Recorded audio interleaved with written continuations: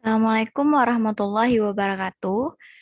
Perkenalkan kami dari kelompok 9 akan mempresentasikan hasil diskusi kami yang berjudul Fase Gerak dari Gas Kromatografi (GC) dan High Performance Liquid Chromatography (HPLC).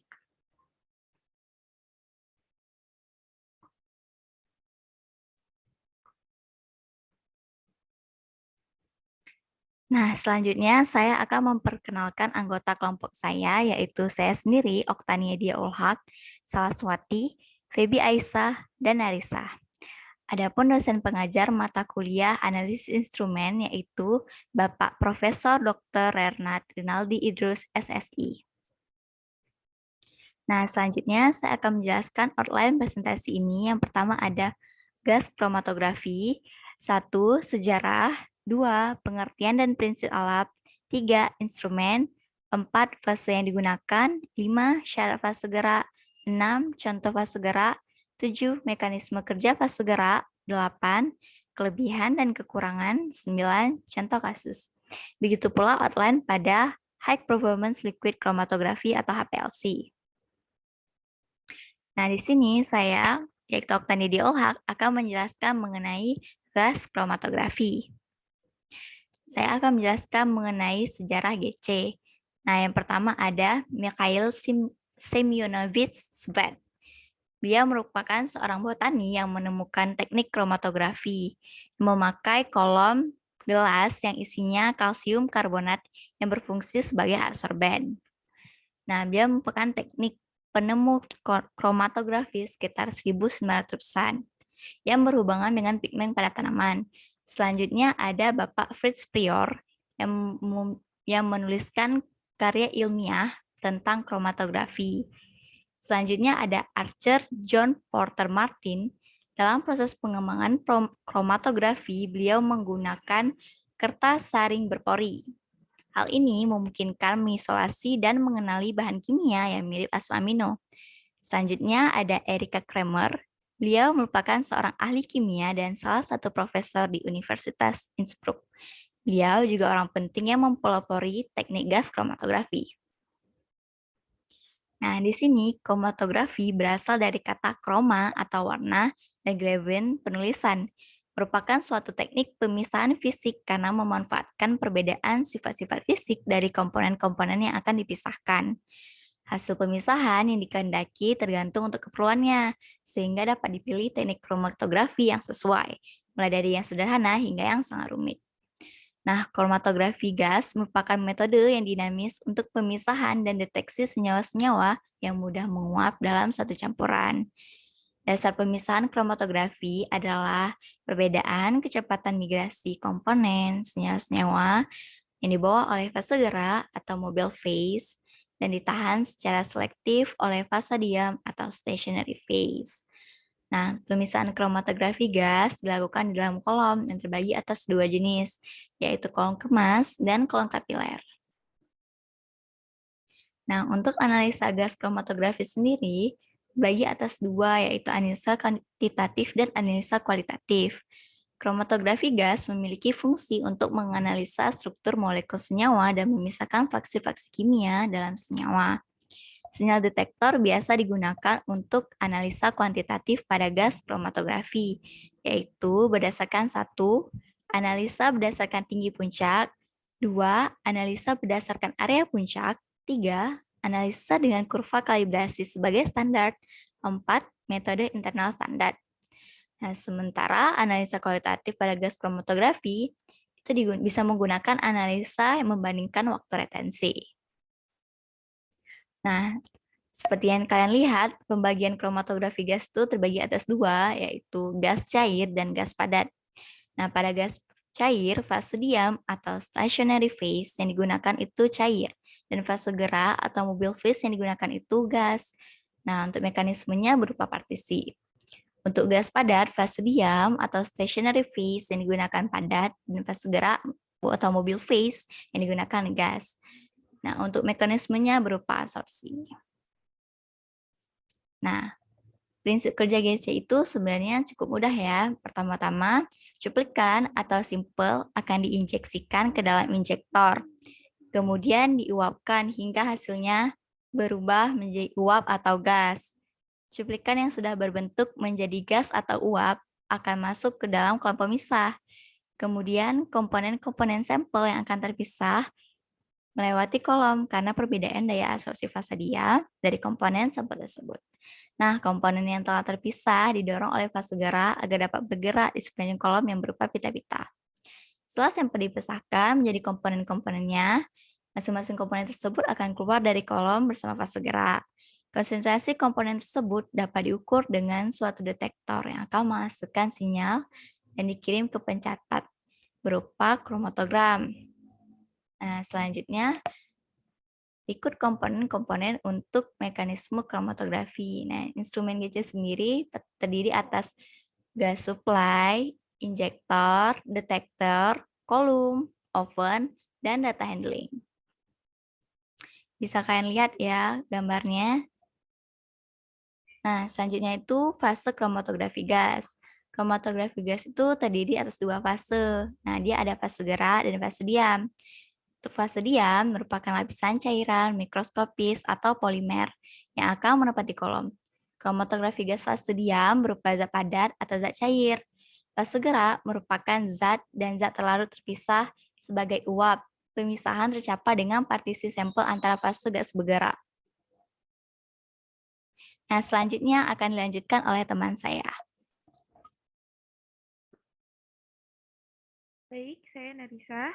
Saya akan menjelaskan fase gerak kromatografi gas. Di sini, fase gerak pada GC itu disebut gas pembawa, karena bertujuan untuk membawa solut ke dalam kolom. Fase gerak pada GC ini terdiri dari dua macam. Pertama ada gas pembawa dan kedua itu ada gas pembakar. Adapun syarat untuk gas pembawa, pertama itu dia harus bersifat inert. Inert di sini tuh maksudnya tidak mudah bereaksi dengan sampel lain. Kedua, koefisien diffusi sampel pada gas tersebut rendah. Ketiga, murni dan mudah diperoleh. Keempat, murah. Kelima, cocok untuk detektor yang digunakan. Dan terakhir, tidak memberikan respon terhadap detektor. Sedangkan gas pembakar biasanya itu berupa gas hidrogen karena sifatnya yang mudah terbakar dan memiliki suhu pembakaran yang tinggi.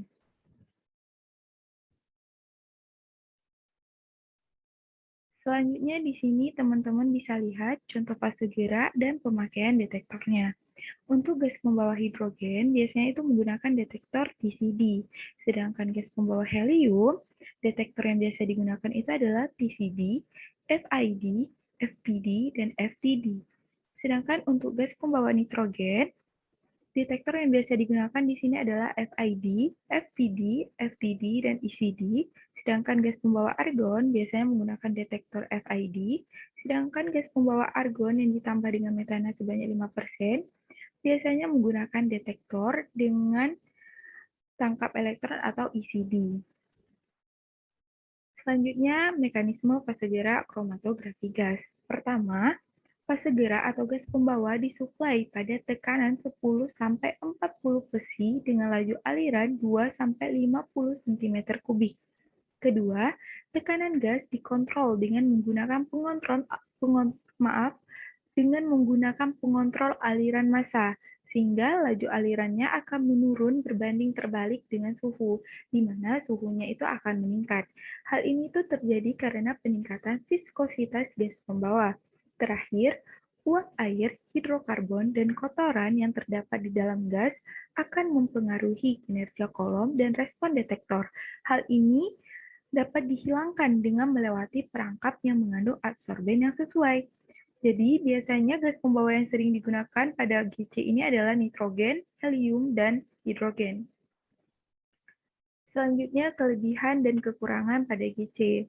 Untuk kelebihan pada GC, pertama, GC dapat memisahkan campuran-campuran dengan perbedaan titik didih.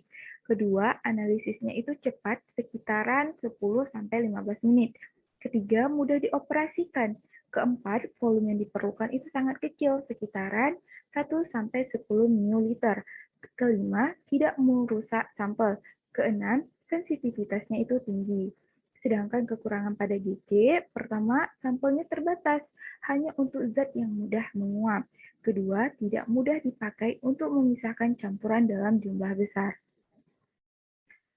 Adapun contoh kasus yang kami ambil dari jurnal, di sini ada dua, teman-teman bisa lihat. Pertama, analisis minyak arsiri umbi bawang putih atau Allium sativum Lin menggunakan kromatografi gas. Fase geraknya di sini adalah helium dengan laju 15 ml per menit. Step yang kedua adalah penentuan kandungan etanol dalam makanan dan minuman fermentasi tradisional menggunakan kromatografi gas. Fase geraknya di sini adalah nitrogen dengan laju 45 ml per menit. Untuk selanjutnya akan dilanjutkan oleh teman saya. Baik, selanjutnya akan saya teruskan. Saya Feby Aisyah. Nah, kita akan masuk ke pembahasan kedua mengenai HPLC, High Performance Liquid Chromatography. Sebelum lebih jauh, mari kita mengetahui sejarah dari HPLC ini. Mikhail Semyonovich Sweet adalah penemu kromatografi pada tahun 1903, di mana ia menemukan kromatografi cair padat. Tahun 1952, Martin dan James mempublikasikan makalah pertamanya mengenai kromatografi gas, dan pada 1960-an, kromatografi gas ini berkembang menjadi alat yang canggih. Di pertengahan tahun 1970, HPLC ditemukan dan segera ditingkatkan dengan pengembangan bahan kemasan kolom dan kenyamanan tambahan online detektor.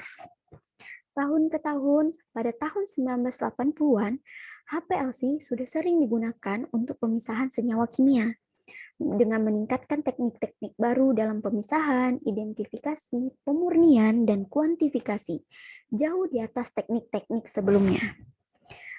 Penambahan komputer dan otomisasi menambah kenyamanan dalam penggunaan HPLC ini. HPLC adalah singkatan dari High Performance Liquid Chromatography atau dikenal juga dengan istilah KCKT atau kromatografi cair kinerja tinggi. HPLC sendiri terdiri dari kata high, pressure, liquid, dan kromatografi. Jika disimpulkan dari keempat kata tadi, secara sederhana, HPLC adalah suatu metode pemisahan molekul secara kromatografi dengan media cair yang diberikan tekanan tinggi. Nah, HPLC ini tekniknya sangat berguna dalam memisahkan beberapa senyawa sekaligus, karena setiap senyawa mempunyai afinitas selektif antara fase diam tertentu dan fase gerak tertentu. Teknik ini dapat menganalisa secara kuantitatif maupun kualitatif. Nah, HPLC ini menggunakan sistem kromatografi cair padat, di mana fase geraknya atau mobil phase-nya berupa cairan atau pelarut. Sedangkan fase diamnya atau stationary phase berupa padatan. Nah, prinsip kerja HPLC atau KCKT adalah pemisahan komponen analit berdasarkan kepolaran, di mana setiap komponen senyawa yang keluar akan terdeteksi dengan detektor dan direkam oleh readout atau recorder dalam bentuk kromatogram. Nah, adapun prinsip kerja HPLC secara rinci, di mana pertama, fase gerak dialirkan menuju kolom dengan bantuan pompa bertekanan tinggi. Kemudian, sampel diinjeksi ke aliran fase gerak menuju kolom juga. Nah, pada kolom inilah terjadi pemisahan senyawa-senyawa berdasarkan perbedaan kepolaran. Senyawa yang berinteraksi dengan fase diam akan lebih lama keluar dari kolom. Dan begitu pun sebaliknya. Senyawa keluar dari kolom akan masuk ke detektor untuk dideteksi setiap komponennya. Detektor mendeteksi komponen yang keluar dari kolom dengan memberikan sinyal elektronik pada recorder ataupun pengolah data. Lalu, recorder ini akan menampilkan output visual hasil analisis dalam bentuk kromatogram. Nah, selanjutnya kita akan masuk ke instrumen HPLC. Nah, teman-teman dapat lihat nih pada gambar, yaitu skema dari HPLC. Adapun instrumennya, yang pertama ada solvent, ataupun fase gerak. Kedua ada pump atau pompa. Yang ketiga ada sampel, injektor, kolum, detektor, pembuangan, dan komputer data station ataupun recorder. Nah, fase yang kita gunakan pada HPLC ini ada fase diam dan fase gerak. Fase diam dapat dikatakan fase tetap karena dia tidak berpindah, berada tetap di dalam kolom. Fase diam ini biasanya berupa partikel dengan pori yang kecil dan mempunyai area surface yang tinggi. Nah, sedangkan untuk fase geraknya merupakan cairan yang berfungsi membawa komponen-komponen senyawa sampel ke detektor. Fase gerak merupakan salah satu faktor penentu pemisahan dalam proses pemisahan.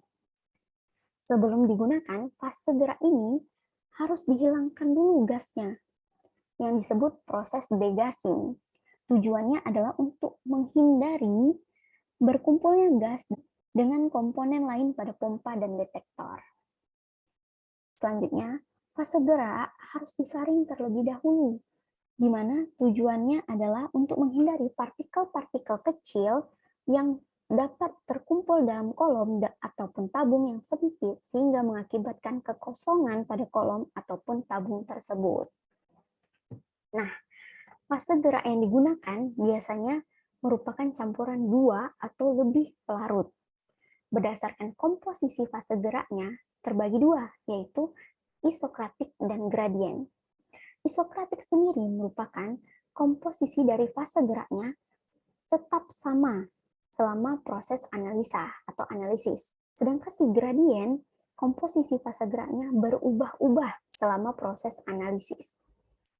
Oke, sekian dari saya akan dilanjutkan oleh teman saya. Baiklah, saya Salaswati. Selanjutnya, saya akan menjelaskan mengenai syarat fase gerak. Nah, pada slide ini kita dapat melihat beberapa syarat fase gerak. Syarat yang pertama adalah fase gerak harus bertindak sebagai pelarut yang baik untuk sampel yang dianalisis. Kemudian, tingkat kemurniannya harus tinggi untuk menghindari masuknya kotoran yang dapat mengganggu interpretasi kromatogram.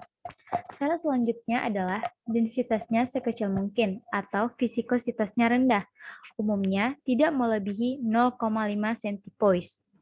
Syarat selanjutnya adalah pelarut yang kita gunakan atau fase gerak yang akan kita gunakan harus inert, artinya dia tidak mudah bereaksi. Syarat selanjutnya adalah pelarut atau fase gerak yang kita gunakan harus sesuai dengan detektor. Kemudian, fase gerak yang kita gunakan tidak toksik, mudah diperoleh dan murah, tidak mudah terbakar. Selanjutnya, ada contoh fase gerak. Nah, berdasarkan kolom yang digunakan, fase gerak pada HPLC ini terbagi menjadi 2, yaitu fase normal dan fase terbalik. Untuk fase normal ini, kita dapat melihat fase gerak yang digunakan bersifat nonpolar, sedangkan fase diamnya bersifat polar. Contohnya seperti silika gel. Dan analit yang digunakan adalah analit yang bersifat nonpolar, agar dia dapat bereaksi dengan fase gerak yang kita gunakan yang sifatnya nonpolar juga, sehingga elusi yang terjadi semakin cepat dan waktu retensinya juga semakin cepat. Kemudian, untuk contoh fase geraknya sendiri yang bersifat nonpolar itu seperti heksana atau heptana yang dicampur dengan metanol, etanol, ataupun isopropanol. Kedua, ada fase terbalik. Nah, pada fase ini, fase gerak yang digunakan bersifat polar, sedangkan fase diamnya bersifat nonpolar, seperti hidrokarbon C18, C8, dan C2. Kemudian untuk analit yang digunakan adalah analit polar yang sifatnya sama seperti fase geraknya. Nah, untuk contoh fase gerak yang bersifat polar ini seperti campuran air dengan metanol, asetonitril, atau tetrahidrofuran. Selanjutnya, untuk contoh fase gerak yaitu seperti yang telah dijelaskan tadi, ada campuran buffer atau air. Untuk buffernya bisa buffer fosfat, atau buffer asetat, dan beberapa buffer lainnya. Kemudian untuk campuran pelarut organik, biasanya pelarut organik yang digunakan adalah metanol dan asetonitril, dan juga beberapa contoh lainnya. Kemudian ada mekanisme kerja dari fase gerak. Nah, fase gerak ditampung di dalam reservoir. Jenis reservoir yang paling banyak digunakan adalah botol kaca. Nah, dari reservoir, fase gerak akan dialirkan secara terus-menerus dengan kecepatan alir yang tetap oleh pompa. Kemudian, pengaturan kecepatan alir fase gerak dapat dilakukan dengan menggunakan program dari HPLC itu sendiri. Kemudian, sampel diinjeksikan melalui injektor dan akan terbawa oleh fase gerak menuju kolom. Di dalam kolom akan terjadi proses pemisahan di mana komponen sampel akan ditahan oleh fase diam, kemudian akan larut oleh fase gerak yang terus-menerus dialirkan sehingga melewati kolom untuk menuju detektor. Detektor akan mendeteksi adanya komponen sampel di dalam kolom dan menghitung kadarnya sehingga keluar output dalam bentuk kromatogram. Nah, selanjutnya, setiap instrumen itu pasti memiliki kelebihan dan kelemahan. Nah, untuk HPLC ini sendiri, kelebihannya adalah waktu analisisnya relatif lebih cepat. Kemudian, resolusi pemisahan yang dihasilkan itu tinggi. Lalu, kolom yang digunakan pada HPLC ini dapat digunakan kembali dan dapat digunakan berbagai macam detektor dengan kepekaan atau sensitivitas yang tinggi. Kemudian, teknik HPLC dapat dilakukan pada suhu kamar dan volume sampel kecil. Artinya dapat menganalisis sampel dengan ukuran kuantitas yang kecil. Kemudian, ada kelemahan dari HPLC. Nah, kelemahan ini meliputi larutan harus dicari fase diamnya terlebih dahulu sebelum kita melakukan analisis. Kemudian, harga instrumen ini cukup mahal sehingga penggunaannya dalam lingkup penelitian terbatas. Selanjutnya, dia itu harus mengetahui kombinasi yang optimum antara pelarut, analit, dan gradien elusi. Dan seringnya ada larutan standar yang tertinggal di injektor. Kemudian, sela-sela partikel mudah tertutup oleh kotoran. Nah, di sini ada beberapa contoh kasus dari beberapa jurnal penelitian yang kami angkat. Untuk contoh kasus yang pertama, ada jurnal dengan judul Penentuan Kadar Etanol pada Sampel Minuman dengan Metode HPLC menggunakan fase gerak asetonitril dan buffer fosfat. Nah, fase gerak di sini adalah asetonitril dan buffer fosfat dengan perbandingan campurannya 5:95. Nah, di sini fase gerak yang digunakan bersifat polar karena sampel yang akan dianalisis itu sifatnya juga polar, sehingga apabila mereka sama. Untuk kasus kedua, judul jurnalnya adalah Analisis Kadar Etanol dalam Obat Batuk dengan Metode Kromatografi Cair. Di sini juga menggunakan HPLC. Nah, untuk fase geraknya itu sendiri, kita menggunakan ayat dan metanol. Nah, di sini fase geraknya bersifat polar, karena analisis sampel yang dianalisis bersifat polar juga. Kemudian untuk contoh kasus yang ketiga, dengan judul Analisis Kandungan Vitamin E pada buah Barasus flabellifer Lin menggunakan High Performance Liquid Chromatography HPLC. Nah, fase geraknya itu ada campuran etil asetat dengan asam asetat dan heksana. Nah, perbandingan pencampurannya itu 1:1:198. Nah, di sini fase geraknya ini bersifat nonpolar dikarenakan sampel yang akan kita analisis ini berupa vitamin E yang sifatnya itu nonpolar juga. Baiklah, sekian presentasi kami. Selanjutnya saya kembalikan kepada moderator. Adapun hasil referensi yang kami gunakan pada materi kali ini sebagai berikut.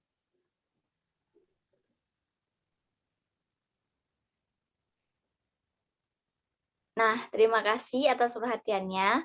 Mohon maaf bila ada salah-salah kata. Jangan lupa klik tombol like, subscribe, dan komen ya. Kami kelompok 9 pamit undur diri. Assalamualaikum warahmatullahi wabarakatuh. Bye-bye.